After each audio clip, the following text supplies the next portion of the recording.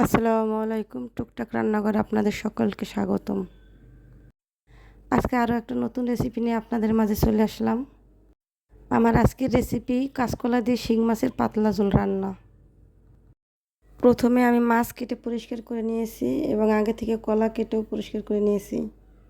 আজকের রান্নাটা একটু অন্যরকম রান্না, যেহেতু আমি আগেই বলেছি কাঁচকলা দিয়ে শিং মাছের পাতলা ঝোল।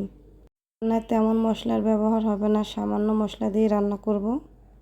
একটা কড়াইতে আমি দিয়ে দেবো পেঁয়াজ বাটা, আদা বাটা, রসুন বাটা, হলুদের গুঁড়ো, মরিচের গুঁড়ো এবং দিয়ে দেবো পরিমাণ মতো তেল। তেল দিয়ে মশলাটা আমি প্রায় 2 মিনিটের মতো ভেজে নেব, যাতে কাঁচা গন্ধটা না থাকে। ভাজা হয়ে গেলে এর মধ্যে দিয়ে দেব ধনিয়া গুঁড়া। ধনিয়া গুঁড়া দিয়ে আবারও নেড়ে চেড়ে নেব। দিয়ে দেবো সামান্য পরিমাণ পানি।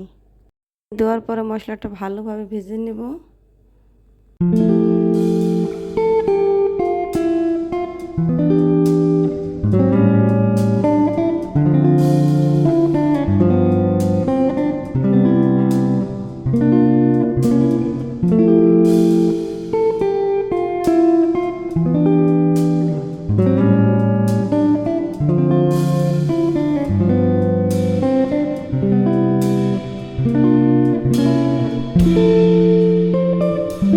মশলাটা কষানো হয়ে গেছে, তেল উপরে ভেসে উঠছে। এখন এর মধ্যে দিয়ে দেব শিং মাছ। মাছ দেওয়ার পরে দিয়ে দেব স্বাদ মতো লবণ। দিয়ে দেব পরিমাণ মতো পানি। পানি দেওয়ার পর মাছগুলো ভালোভাবে নেড়ে চেড়ে মশলার সাথে মিশিয়ে নেব।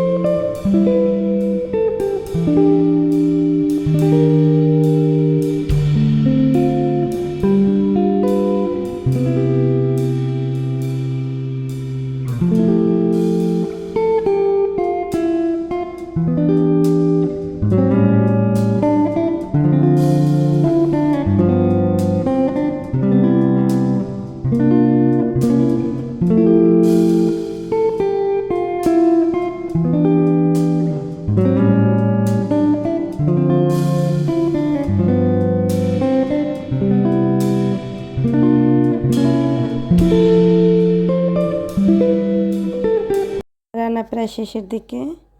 এখন দিয়ে দেব ভাজা জিরার গুঁড়ো। দিয়ে ভালোভাবে নেড়ে চেড়ে 1 মিনিটের মতো রান্না করে নেব।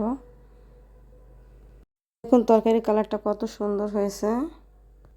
আর বেশি জাল করব না, জাল করলে ঝোলের পরিমাণটা কমে যাবে। দেখতে কতটা লোভনীয় লাগছে। রান্না হয়ে গেল কাঁচকলা দিয়ে শিং মাছের পাতলা ঝোল। খুব সহজ একটা রেসিপি। আপনারা যারা এখন এইভাবে রান্না করেননি, একবার হলো আমার এই রেসিপিটি ট্রাই করবেন। আবার দেখা হবে আগামীতে নতুন কোনো রেসিপি নিয়ে। ততক্ষণ পর্যন্ত আপনারা সবাই ভালো থাকুন, সুস্থ থাকুন। আল্লাহ হাফেজ।